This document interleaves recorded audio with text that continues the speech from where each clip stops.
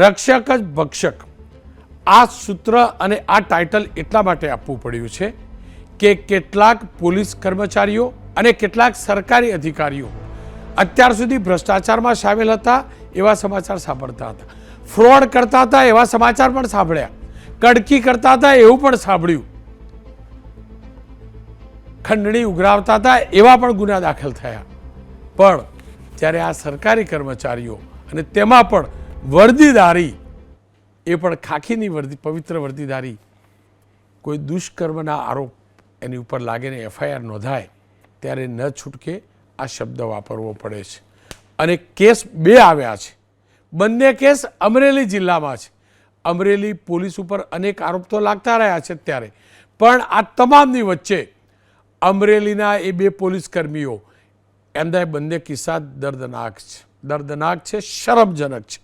અમરેલી જિલ્લાની અંદર 48 કલાકમાં 2 એફઆઈઆર અલગ અલગ નોંધાઈ. એ પ્રમાણે 2 પોલીસ કર્મીઓ પર દુષ્કર્મની ફરિયાદ નોંધાઈ છે. બાબરા પોલીસ સ્ટેશનના એલઆરડી જવાન રવિરાજસિંહ ચૌહાણ પર 14 વર્ષની સગીરાનું અપહરણ કરી તેની સાથે બળજબરીપૂર્વક દુષ્કર્મ આચર્યાનો આરોપ છે. તો અમરેલી હેડક્વાર્ટરમાં ફરજ બજાવતા પોલીસ કોન્સ્ટેબલ મહેશ સોલંકી પર એક યુવતીને લગ્નની લાલચ આપી દુષ્કર્મ ગુજાર્યાનો આરોપ છે. રવિરાજસિંહ ચૌહાણ વિરુદ્ધ અપહરણ, દુષ્કર્મ અને પોસ્કો એક્ટની કલમ હેઠળ ગુનો નોંધાયો છે. તો પોલીસ કોન્સ્ટેબલ મહેશ સોલંકી વિરુદ્ધ લાલચ આપી દુષ્કર્મ ગુજાર્યાની ફરિયાદ નોંધાઈ છે. હાલ તો આ બંને પોલીસ કર્મીઓ ફરાર છે. તેમને શોધવા માટે જિલ્લા પોલીસે 3 ટીમ બનાવી છે અને બંને પોલીસ કર્મીઓને સસ્પેન્ડ કર્યા છે. સવાલ એ છે કે અમરેલીની બહાદુર પોલીસ પેલી પાયલ ગોટીને રાતોરાત પકડી શકી હતી, તો તેમની જ વર્દીને બદનામ કરનાર અને આ પ્રકારનું કૃત્ય કરનાર પાયલ ગોટીએ જો આરોપ લાગ્યો તે પ્રમાણે હોય તો ખોટો પત્ર જે હતો એ પોસ્ટ કરેલો, સહી સિક્કા કર્યા હતા, પણ અહીંયા તો દુષ્કર્મ કર્યું છે. મારા ગુજરાતની 2 દીકરીઓ પર દુષ્કર્મ કરવાનો 2 પોલીસ કર્મીઓ પર આરોપ લાગ્યો છે, એક એલઆરડી જવાન અને એક કોન્સ્ટેબલ. ત્યારે સવાલ એ છે કે અમરેલીની બહાદુર પોલીસ કેમ નથી શોધી શકતી? શું કારણ હોઈ શકે? 3 ટીમ ચોક્કસથી બનાવી, પણ એ ભૂગર્ભમાં તો ઉતરી ન ગયા હોઈ શકે. દુનિયાભરનું સર્વેલન્સની વાતો છે આપણી જોડે, દુનિયાભરની ટીમ છે, કાયદામાં રહેશે તો ફાયદામાં રહેશે, સૂત્રવાળી પોલીસ છે. ત્યારે સવાલ એ છે કે કેમ નથી પકડાતા? જયવીરસિંહ ગઢવી, આવો સાંભળી લઈએ તેમને. બાબરા પોલીસ સ્ટેશનમાં જે આરોપી છે તે પોતે પોલીસમાં નોકરી કરે છે અને ફરિયાદી અને ભોગ બનનારને તેના મમ્મીને હેરાન કરવાની ધમકી આપી અને તેની જોડે સ્નેપચેટમાં વાતો કરતા હતા. અને ફરિયાદી જે છે અથવા ભોગ બનનાર છે તેમને તેમના જે કાયદેસરના વાલીપણામાંથી અપહરણ કરી લઈ જઈ તેમને છાતીના ભાગે અડપલા કરી અને તેમની મરજી વિરુદ્ધ એક વખત શરીર સંબંધ બાંધી બળાત્કારનો ગુનો કરેલો છે.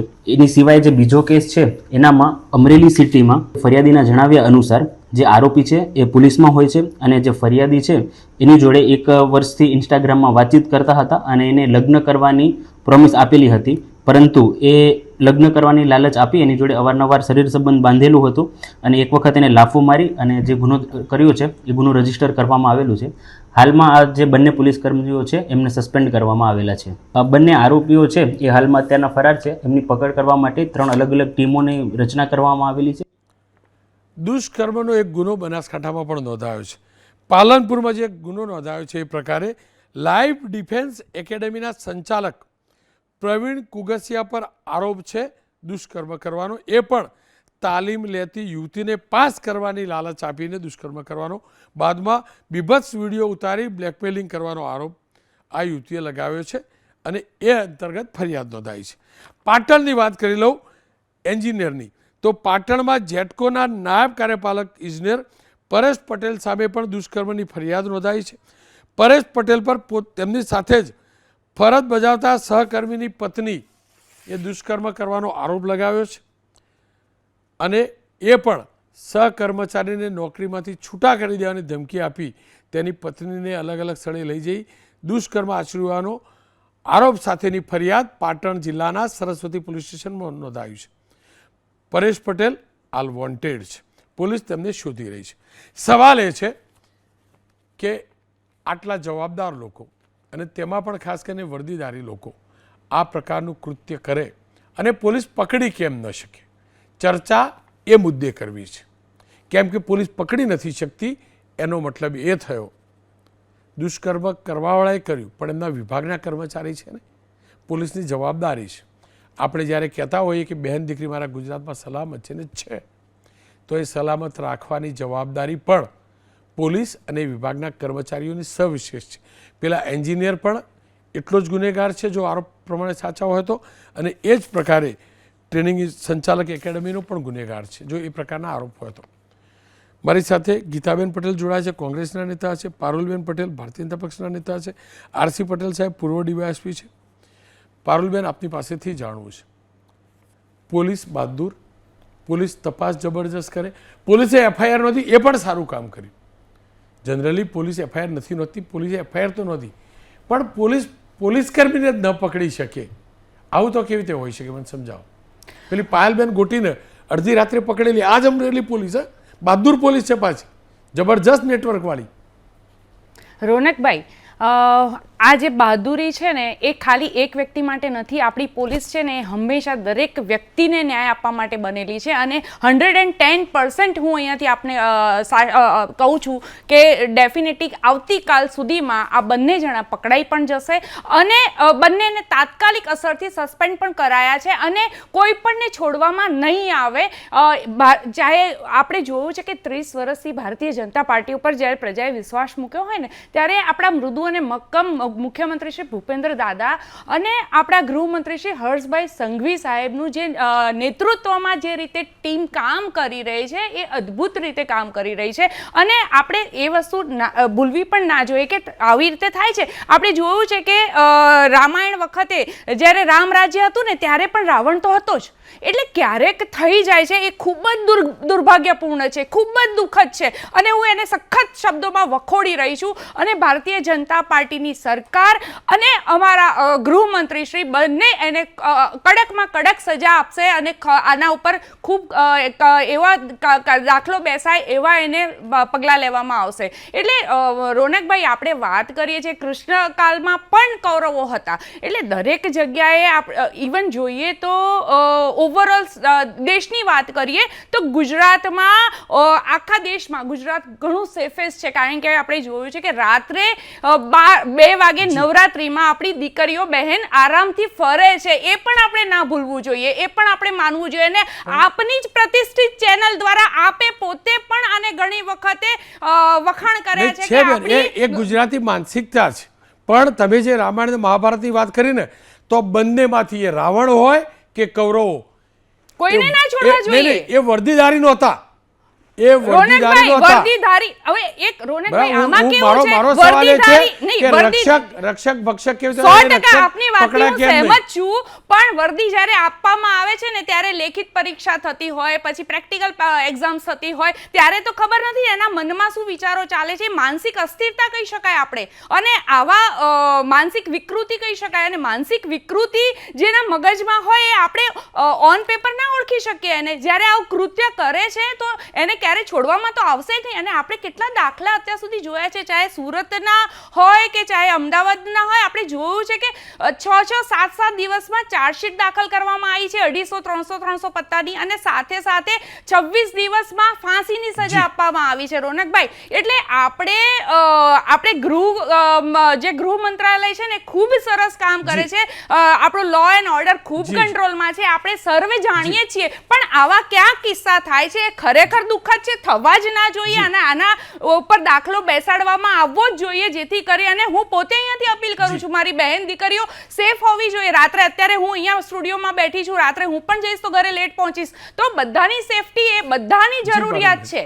એટલે ભાઈ મને પણ આના માટે ખૂબ દુઃખ છે, પણ અમારા માનનીય મુખ્યમંત્રી શ્રી અને ગૃહમંત્રી શ્રી આના ઉપર ડેફિનેટલી પગલાં લેશે અને ખૂબ કડક પગલાં લેશે.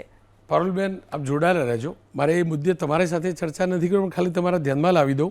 હું એટલે કહું છું કે તમારા જ પક્ષના પૂર્વ સાંસદ અને તમારા જ પક્ષના અમરેલીના નેતાઓ અમરેલી પોલીસ પર અનેક સવાલ ઉઠાવી ચૂક્યા છે આ મુદ્દે ને બીજા મુદ્દે. હું તમને એ મુદ્દે ચર્ચા, કેમ કે મેં જ્યારે કહ્યું એટલે મુદ્દો તમારી સાથે શેર નહીં કરેલો, એ મુદ્દે હું ચર્ચા કરવા પણ નથી માગતો, પણ આ હકીકત છે કે તમારા જ પક્ષના નેતાઓ અમરેલી પોલીસ પર સવાલ ઉઠાવી ચૂક્યા છે, ગંભીર ઉઠાવી ચૂક્યા છે. ખેર, ગીતાબેન મારી સાથે જોડાયા છે. ગીતાબેન, આ લોકોને રાક્ષસ કરતાં પણ ઉપર શું હોઈ શકે? જો આ બેને કહ્યું એટલે રાવણ રાક્ષસની પરિભાષામાં આવ્યું. કૌરવોનું કૃત્ય રાક્ષસી હતું, પણ વર્દીધારી આ પ્રકારનું કૃત્ય કરે અને પોલીસ ન પકડી શકે, કેટલું દુઃખદ.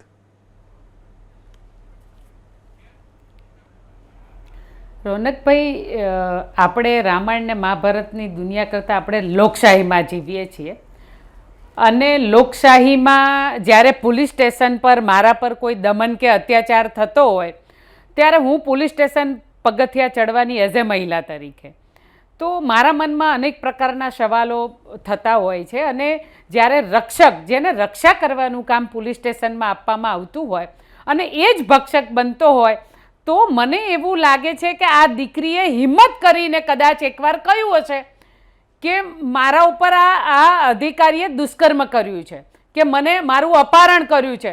તમે 14 વર્ષની દીકરીની કલ્પના તો કરો. તમે 14 વર્ષની દીકરીનું અપહરણ થાય છે, એના પર દુષ્કર્મ થાય છે, તો એના સાથી સહકર્મચારીઓ પોલીસ સ્ટેશનમાં એનું વાણી વર્તન જોતા જ નહીં હોય. આવા રક્ષકો, આપણે એવું બેન ક્યારના બોલતા હતા, હું સાંભળતી હતી કે આપણા માન્ય ગૃહ રાજ્યમંત્રી માત્ર બોલ બચ્ચન છે, ખાલી ને ખાલી વાતો કરે છે. નવરાત્રીનું ઉદાહરણ આપતા હતા, નવરાત્રીમાં કેટલા બળાત્કાર થયા. આ ગુજરાતની અંદર કેટલા બળાત્કારોની ઘટનાઓ રોજ બને છે. ખાલી ને ખાલી બોલવાથી કશું ના થાય, એક્શન પર આવવું જોઈએ, એક્શન પ્લાન હોવો જોઈએ.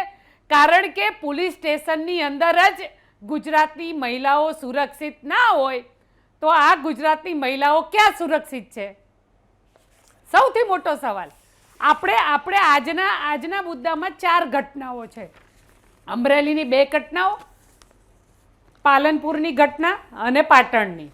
તમે વિચાર તો કરો રોનકભાઈ, જે દીકરી ત્યાં પોતાની એક્ઝામ આપવા જાય છે, LRDની પરીક્ષા આપવા જાય છે, એ ભવિષ્યમાં અધિકારી બનવાની છે અને ત્યાં એના એક્ઝામ લેવાવાળા લોકો એના પર દુષ્કર્મ ગુજારે. આપણે કયા ગુજરાતમાં રહીએ છીએ? અને એના ઉપર મૃદુને મુક્કમ શેના? તમે ગુજરાતની અંદર મહિલાઓ સેફ નથી, મહેરબાની કરી અને આ બધું બંધ કરો. તમે તમારા રાજમાં હવે તો પોલીસ સ્ટેશનમાં સુરક્ષિત નથી આજની દીકરીઓ. શું ધારી છે તમે આજે ગુજરાતની? અને ઘરે ઘરે સિંદૂર વેચવા નીકળ્યા છો, ઘરે ઘરે કાયદો ને સુરક્ષા સુધારો. ગીતાબેન, આપ જોડાયેલા રહેજો, પણ એ સ્પષ્ટતા કરી દઉં, આ જે દુષ્કર્મની ઘટના થઈ છે પોલીસ સ્ટેશનમાં નથી થઈ. ખેર, મારી સાથે પટેલ સાહેબ જોડાયા છે. પટેલ સાહેબ, હું ફરીથી કહું છું, 2 પોલીસ કર્મીઓની આ કરતૂત હોય એનો મતલબ 0.0000001% પણ સ્ટાફ નથી થતું. અને એ હકીકત છે કે આપણા અનેક પોલીસ કર્મીઓએ રાત દિવસ આપણી બેન દીકરીની સુરક્ષા કરી છે, એમને સલામ ભરવી જોઈએ. પણ આ 2 કિસ્સા આવ્યા છે અને 2 કિસ્સા વધુ એટલે હું ચર્ચા કરી રહ્યો છું કે વર્દીદારી લોકોના છે. શું કારણ હોઈ શકે કે આ પ્રકારની સ્થિતિ સર્જાય છે અને પોલીસ કર્મી આ પ્રકારનું દુષ્કર્મ કરે? FIR નથી, સારી વાત છે, પણ હજુ સુધી જો એમની ધરપકડ ન થઈ હોય, જે મને જાણકારી મળી છે, તો એ કેટલું ઘાતક, કેટલું ચિંતાજનક.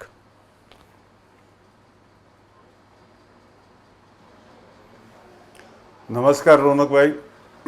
ખરેખર આજની અમરેલી જિલ્લાની 2 જે ઘટનાઓ બની છે એ 2 ઘટનાઓને જાણીને મારું મસ્તક એક પોલીસ કર્મચારી તરીકે ઝૂકી જાય છે. ખરેખર આ રાક્ષસોને જલ્દીમાં જલ્દી પકડવા જોઈએ. સાહેબ, એક સારી વાત છે કે પોલીસે આ વખતે ઠાગાઠૈયા નથી કર્યા અને 4 ઘટનાની અંદર પોલીસે FIR કરી છે. ચલો, જનતાને જે વિશ્વાસ છે, જે પીડિતો છે, એમને જે તકલીફ પડવાની હતી એમાં થોડીક આંશિક રાહત થઈ. પણ પોલીસ કર્મચારીએ 14 વર્ષની દીકરીનું અપહરણ કરીને આ કૃત્ય કર્યું છે તો આ કેસની અંદર હું માનનીય ગૃહમંત્રીને વિનંતી કરીશ કે સ્પેશિયલ અદાલત બેસાડો અને આ પોલીસ કર્મચારીને ફાંસીની સજા આપો. એ બીજો કર્મચારી છે એને પણ તાત્કાલિક એવી સજા થવી જોઈએ કે જે રાક્ષસના રૂપમાં પોલીસની અંદર ભરતી થયેલા રક્ષકો છે એ ભક્ષકો બને છે. એ બાબતે એમને આત્મા પણ એમ ડરી જાય ને કાંપી ઉઠે એ પ્રકારે એમને સજા દેખાવી જોઈએ.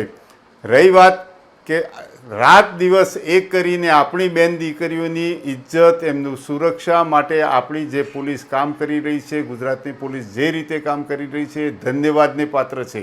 આવા 2-4 નફ્ફટોના કારણે મારું પોલીસ વિભાગ જ્યારે બદનામ થતું હોય ત્યારે એ એક શરમજનક બાબત છે. બીજી વાત એવી છે કે પોલીસે FIR નોંધી છે, એ બદલ હું પોલીસને થોડીક ધન્યવાદ પણ આપું છું કે અને જલ્દીમાં જલ્દી જે ટીમ છે એ આ રાક્ષસોને પકડી પાડો, 4 રાક્ષસોને પકડી પાડો અને 4ને એક સાથે જ ફાંસીની સજા કરો.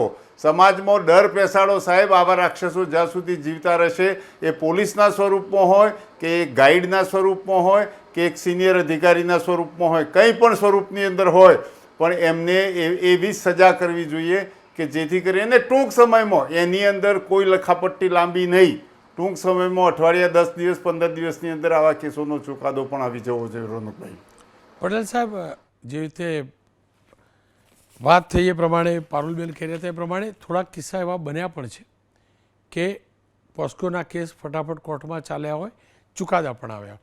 કેટલું જરૂરી છે થોડા ઘણા કેસ નહીં પણ મહત્તમ કેસનો ચુકાદો સત્વરે આવે એ પ્રકારની પ્રક્રિયા પોલીસ પણ કરે અને ન્યાયપાલિકામાં પણ થાય. સાહેદો પણ એટલી મદદ કરે, જેટલી પણ સપોર્ટિંગ સિસ્ટમ છે FSL સહિતની એ પણ સત્વરે કાર્યવાહી કરે, ચાર્જશીટ પણ ફટાફટ થાય.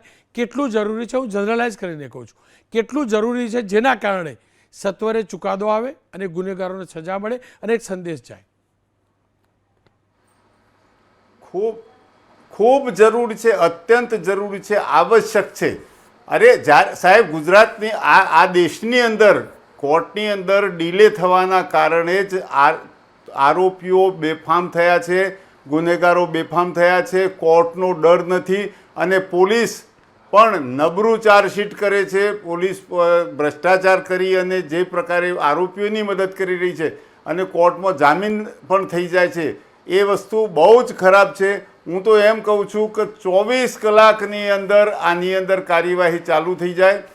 કોર્ટોએ તાત્કાલિક એક જ બેઠકની અંદર નિર્ણય લઈ અને કોર્ટને આવું ડાયરેક્શન ના આપી શકાય, પણ એક જ બેઠકમાં નિર્ણય લઈને આ લોકોને જાહેરમાં ફાંસી આપો, એમના બચાવમાં કોઈ જવાનું નથી. આ સમાજ સહેજ પણ એમની દયા ખાવાનો નથી. સમાજ ઈચ્છે છે કે એમને તાત્કાલિક સજા થાય પટેલ સાહેબ, અને એ જરૂરી છે. બિલકુલ, પણ એ હકીકત છે કે અદાલતનો પ્રયાસ પણ હોય છે સત્વરે ન્યાય થાય, પણ આપણામાં જે કહેવાય છે કે 99 ગુનેગાર બચી જાય તો ચાલે પણ એ 2 ગુનાને સજા ન થાય. એ જ કારણ છે કે વેરિફિકેશન થતા હોય છે, પણ શક્ય છે પ્રક્રિયા જલ્દી કરવાની. પોલીસ કરી શકે છે, તપાસ એજન્સીઓ કરી શકે છે, સાક્ષીઓ સત્વરે રજૂ કરાય, એમના નિવેદનો સત્વરે લેવા તો થઈ શકે છે. છેલ્લે પારુલબેન તમારી એક પ્રતિક્રિયા લઈ લઉં, કેમ કે ગીતાબેને અનેક આરોપ લગાવ્યા છે, તો આપ આ મુદ્દે કંઈ કહેવા માગતા તો કહી શકો છો. જી, ગીતાબેને કહું છે પણ મારી પાસે આખું લિસ્ટ છે, પણ હું એમાંથી 2-4 પોઈન્ટ્સ બતાવી શકું છું દર્શક મિત્રો માટે કે ભાઈ ક્યાં ક્યાં પોલીસ કેવી રીતે કામ કરી રહી છે. ફોર એક્ઝામ્પલ આપણે વાત કરીએ ધરમપુરની, વલસાડ જિલ્લાના 11 વર્ષની દીકરી 45 વર્ષના એના જ પિતાએ એના ઉપર રેપ કર્યો અને એને માતા બનાવી. તો આના ઉપર પણ એને ફાંસીની સજા થઈ છે. જ્યારે લાસ્ટમાં દીકરીનું નિવેદન જ બદલાઈ ગયું હતું, એની મમ્મીએ જ ના પાડી કે આપણે નિવેદન નથી આપવું અને ખબર પડી ત્યારે, પણ ત્યારે પોલીસે ખૂબ સરસ રીતે કામ કર્યું અને DNA ટેસ્ટ ને બધું કરી અને છેવટે એના પિતાને જ ફાંસીની સજા આપી છે. એવી જ રીતે આપણે કોડીનારમાં 8 વર્ષની દીકરી ઉપર જ્યારે દુષ્કર્મ થયું હતું એને પણ ફાંસીની સજા આપવામાં આવી છે.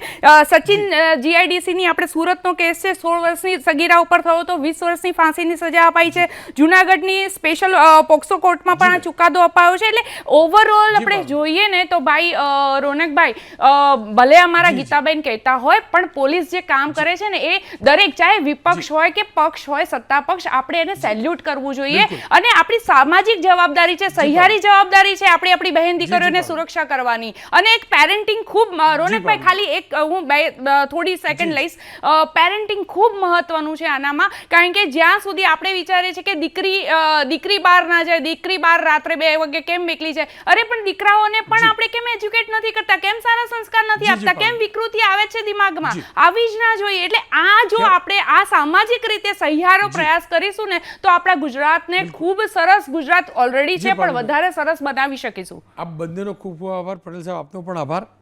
પણ મારો સવાલ અમરેલી પોલીસ ઉપર એટલે છે કે અમરેલી ભાજપના જ પૂર્વ સાંસદ, અમરેલીના જ વતની એવા પૂર્વ રાજ્ય સરકારના મંત્રી, દિગ્ગજ નેતા અમરેલી પોલીસ ઉપર આરોપ લગાવી ચૂક્યા છે રેતી, દારૂ, આ બધા ધંધાના.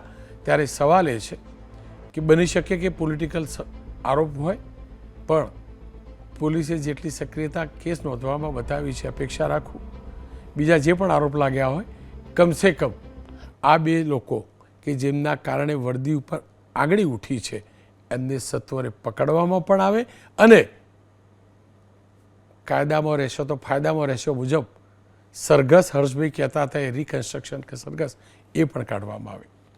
હવે વાત અન્ય એક મુદ્દાની, અને મુદ્દો છે મનસુખ વસાવાને ગુસ્સો કેમ આવે છે. મનસુખ વસાવા ભારતીય જનતા પક્ષના સતત જીતતા આવતા સાંસદ, નર્મદા જિલ્લા અને ભરૂચ જિલ્લાના નેતા અને ભરૂચના સાંસદ છે. તેમણે સ્પષ્ટ કહ્યું છે કે કોંગ્રેસીઓ જે ભાજપમાં જોડાયા છે તે માત્ર ને માત્ર લાભ લેવા માટે આવ્યા છે. જો કે આ વાત ભાજપના પરિવારની છે, પણ લાગ્યું કે જતાં જતાં એ વાત કરવી જોઈએ, કારણ કે બહુ બધા લોકો ભાજપમાં જોડાયા છે, એ પરિવાર મોટો થયો છે અને એ પરિવારના જ એક મોભી કહી રહ્યા છે. ત્યારે સાંભળી લઈએ મનસુખ વસાવાનો એ આક્રોશ. અમે બેઠું છે, આજકાલના બનેલા નેતાઓ નથી બેઠું. કોંગ્રેસનો માર અમે બેઠો છે. જરા પૂછો અશોકભાઈને શું સ્થિતિ હતી પોઈટા પટ્ટીની અંદર, હુમલાઓ થતા હતા એમના ઘરમાં. એવા સમયે ભાજપનું રક્ષણ કર્યું છે, ભાજપને મજબૂત બનાવ્યું છે, ના જે સ્થિતિમાં લાવ્યા છે. ને ફરી આપણો કોંગ્રેસના હવાલે આપણે આખું એને સોંપી દેવું છે. નાના મોટા કોન્ટ્રાક્ટના કામમાં તો કોંગ્રેસીઓ દેખાય આપણને. ને જે કોંગ્રેસી આવ્યા છે એ કે ભાજપને મજબૂત કરવા માટે ને લાભ લેવા માટે, કેટલાક પોતાની સંસ્થાઓ બચાવવા માટે આવ્યા છે, કેટલાક બિઝનેસ કરવા માટે. કોણ ક્યાં બિઝનેસ કરે છે મને ખબર છે ભાઈ. બિઝનેસ કરો, ભારતીય જનતા પાર્ટીનો કાર્યકર્તા બિઝનેસ કરે અને સમર્થન કરીએ છીએ. ખેર, મનસુખભાઈના વિચારો છે, મનસુખભાઈ સ્પષ્ટ વિચારો વ્યક્ત કરે છે. સવાલ એ છે બિઝનેસ એટલે કે વેપાર કરવાનો અધિકાર તમામ નાગરિકોને એક સમાન છે, એ ભાજપના હોય કે કોંગ્રેસના હોય. મનસુખભાઈ કહેતા ભાજપના હોય એને સમર્થન કરે છે, આવું ના હોય. મનસુખભાઈ, હું તો ઉંમરમાં બહુ નાનો છું અને કોંગ્રેસના લોકો બિઝનેસ ન કરે એવું પણ ન હોય. પણ હા, ભાજપના હોય, કોંગ્રેસના હોય કે આપના કોઈ પણ પક્ષના નેતાઓ લૂંટ ચલાવે ને એ ક્યારે ન ચાલે. અને મનસુખભાઈ, હકીકત એ છે કે રાજકીય પક્ષના કાર્યકર્તાઓ અને નેતાઓ રીતસર કોન્ટ્રાક્ટના નામે લૂંટ ચલાવી રહ્યા છે. કદાચ રાજનીતિમાં આ વેપાર, લૂંટનો વેપાર કરવા જોડાય છે. મનસુખભાઈ, એ જ દુઃખદ છે. આટલું બોલો છો ને તો કોઈ વાર એ પણ બોલજો કે વેપાર બધા કરો, લૂંટ કોઈ નહીં.